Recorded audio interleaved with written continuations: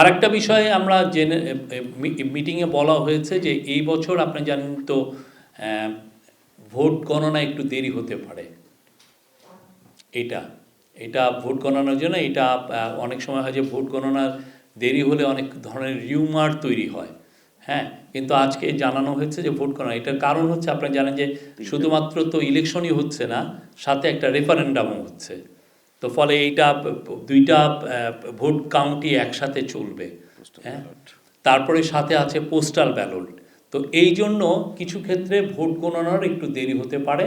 সেই বিষয়টা আপনারা অবশ্যই আমরা আশা করব যে আপনারা দেশবাসীকে জানাবেন এই বিষয়কে, সবাইকে আগের থেকেই প্রস্তুত রাখা যে না এটা দেরি হতে পারে।